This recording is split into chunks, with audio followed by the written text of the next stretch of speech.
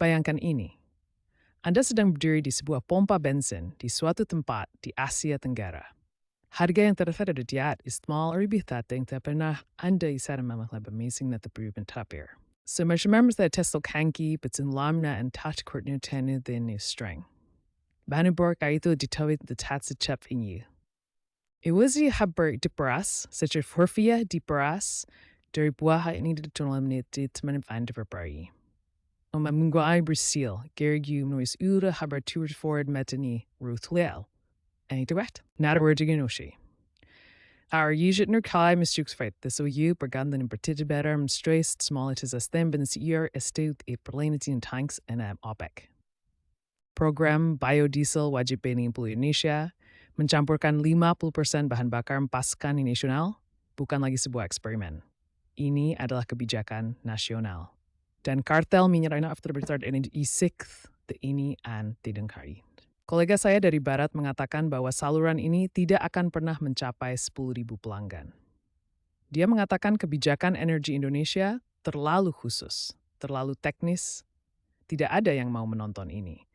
Tetapi saya percaya kisah seperti ini layak didengar. Den juif amtet boit sing.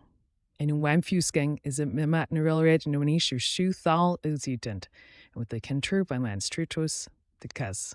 Assalamualaikum, den samat les. How nod sos de knees that fort that very text that the meaning did Indonesia berkinish.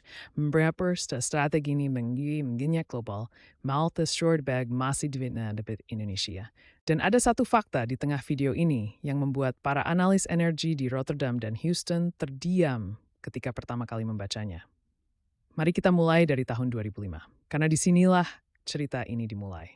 Indonesia terbakar. Bukan secara metaforis, tetapi secara harfiah.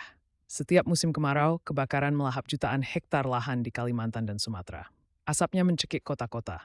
Satelit melacak kabut asap yang melayang di Singapura dan Malaysia. Berita internasional tidak menyebut Indonesia sebagai inovator energi. Mereka menyebutnya sebagai bencana lingkungan. Sebuah negara yang mencekik dirinya sendiri dengan ledakan minyak sawitnya sendiri, mengorbankan hutan purba untuk komoditas yang mulai dipertanyakan oleh dunia. Dan dalam terjendap nembeling kamlik, into Indonesia adios salatat produksi di minyak sawit terbesar berdurant, merebut stani tak ibu komentar serel, that's a word. Negara ini beda tibiku salah tu perdort perlai tutin kepada energi tertej di planet ini. Nimingir mas tor defisis with depothagri in the thing yang nitip asmonggar 3 shut potoker. Kontradiksi tersebut, kelimpahan dan ketergantungan yang berdampingan adalah titik awal dari semua yang terjadi selanjutnya. Dunia tidak memperhatikan Indonesia karena kepemimpinan di bidang energi. Dunia memperhatikan Indonesia karena skandal penggundulan hutan.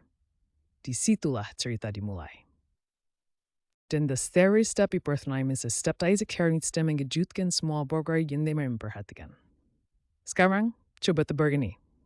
Pada tahun 2024, Indonesia telah berhasil mencampurkan biodiesel ke dalam pasokan bahan nasionalnya dengan tingkat wajib 35%, sebuah program yang dikenal sebagai B35. Kebetulan adiu tendensis the firma Riglisks membrace gerber Andrew Keller impor de SL fosil honar de 1 tahun. Jika dipikir-pikir, volume tersebut hampir setara dengan mengisi lebih dari 5.300 kolam renang ukuran Olimpiade setiap tahunnya, dengan bahan bakar yang ditanam, diproses, dan digunakan sendiri oleh Indonesia, alih-alih membelinya dari luar negeri. Deftas ini tidak diketahui oleh kefiukan orang. Dan sekarang, pemerintah telah beralih ke B40 sebagai ambang batas wajib berikutnya, dengan B50, campuran biodiesel 50%, yang sudah dalam tahap uji coba aktif di seluruh armada truk komersial dan kapal laut mulai tahun 2025. Satu angka. Sana berbisar makna.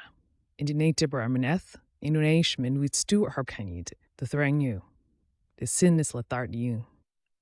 Badan Energi Internasional, dalam laporan Prospek Energi Asia Tenggara 2023, secara eksplisit menyebut program pencampuran biodiesel wajib Indonesia sebagai kebijakan biofuel paling ambisius dan paling maju secara operasional di dunia berkembang. IEE, lembaga yang sama yang memberi nasihat kepada negara-negara tetangga OPEC yang dikutip oleh para menteri energi Eropa dalam sesi parlemen, menyebut Indonesia sebagai tolok ukur. Bukan Brasil, bukan Jerman, Indonesia. Dalam laporan teknis tahun 2022 tentang pembiayaan transisi energi di pasar negara berkembang, Bank Dunia mendokumentasikan program biodiesel Indonesia sebagai studi kasus tentang bagaimana negara berkembang dapat secara struktural mengurangi ketergantungan impor bahan bakar fosil tanpa mengganggu rantai pasokan bahan bakar domestik. Laporan tersebut mencatat Indonesia telah berhasil melakukan apa yang sebagian besar negara hanya diskusikan dalam dokumen kebijakan, menjadikan biofuel wajib dalam skala besar, bukan opsional di pinggiran. Kemudian ada India. Kementerian Perminyakan dan Gas Alam India, melalui korespondensi resmi dan sesi dialog energi bilateral dengan Indonesia pada tahun 2023, meminta data teknis terperinci tentang rantai pasokan biodiesel Indonesia. Khususnya, bagaimana negara tersebut mengintegrasikan biodiesel berbasis sawit dengan infrastruktur diesel yang ada di depot bahan bakar dan terminal distribusi. India, sebuah negara dengan lebih dari 1 miliar penduduk dan salah satu basis konsumsi bahan bakar terbesar di dunia, menanyakan kepada Indonesia bagaimana negara tersebut membangun sistem ini. Dan mungkin validasi yang paling mencolok datang dari Uni Eropa. Tahun 2023, ketika Eropa sedang menegosiasikan ulang arahan energan mereka sendiri di bawah kerangka kerja Repower EU, analis perdagangan Uni Eropa menerbitkan penilaian yang secara eksplisit mengakui bahwa peluncuran B35 Indonesia telah merestrukturisasi permintaan minyak sawit global dengan cara yang tidak dimodelkan oleh perencana energi Eropa. Ini bukan rumor. Ini dokumentasikan dalam penilaian dampak perdagangan Komisi Eropa sendiri untuk tahun 2023 yang tersedia untuk umum melalui basis data pemantauan perdagangan resmi Uni Eropa. Negara-negara yang dulunya mengomel pada Indonesia tentang deforestasi kini diam-diam mempelajari arsitektur bahan bakarnya. Tapi tunggu dulu. Anda mungkin bertanya-tanya, mengapa Indonesia? Mengapa bukan Brasil yang telah menjalankan program etanol sejak tahun 1970-an?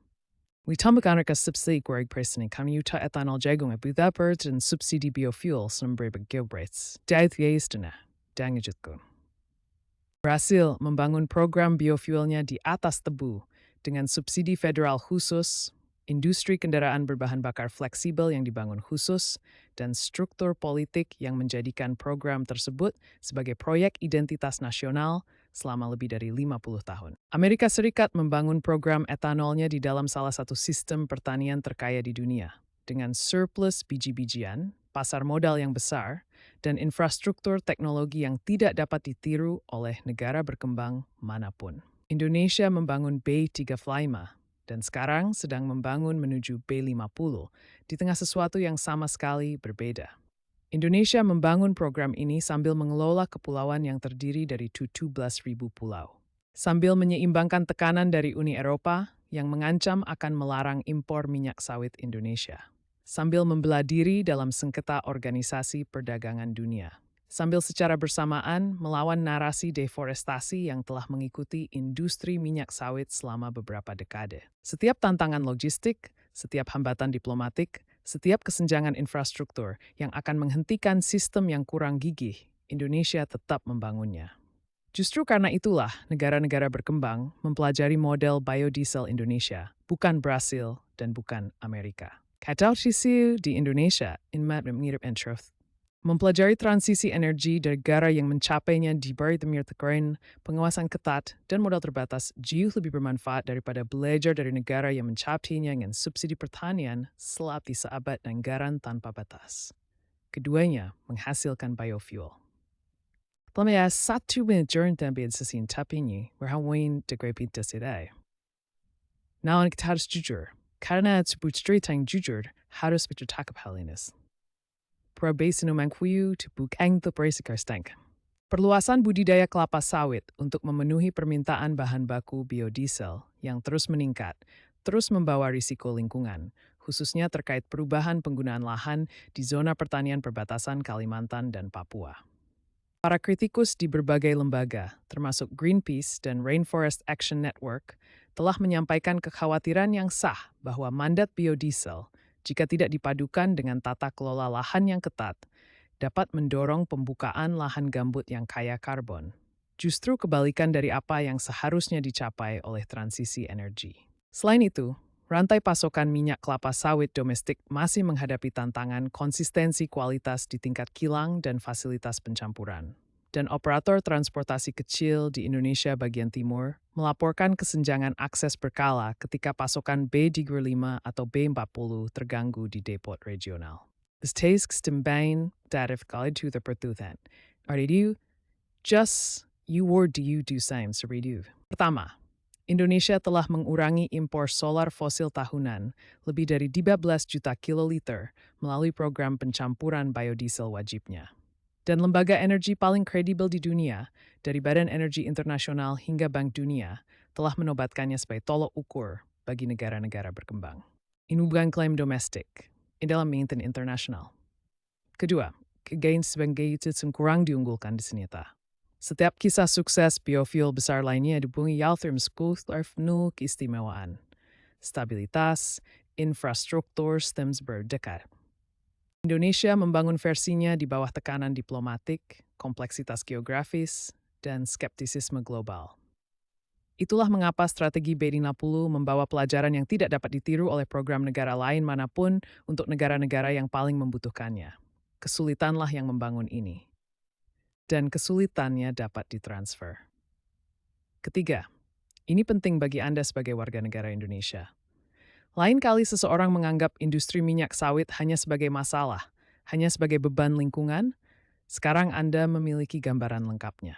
Tanaman yang sama yang menuai kritik internasional menjadi dasar strategi bahan bakar yang didokumentasikan oleh Badan Energi Internasional, yang datanya diminta oleh Kementerian Perminyakan India, dan yang menjadi dasar model perdagangan Uni Eropa. Kita tidak menunggu izin untuk berinovasi. Kita berinovasi di bawah tekanan dan dunia akhirnya memperhatikannya. Menurut Anda, negara mana yang akan menjadi negara pertama yang secara resmi mengadopsi kerangka kerja B50 Indonesia sebagai template nasional? Tuliskan di kolom komentar. Saya membaca semuanya. Dan jika video ini membuka perspektif baru bagi Anda, berlangganan sekarang juga. Karena masih banyak tentang Indonesia yang sudah diketahui dunia, tetapi belum kita sadari.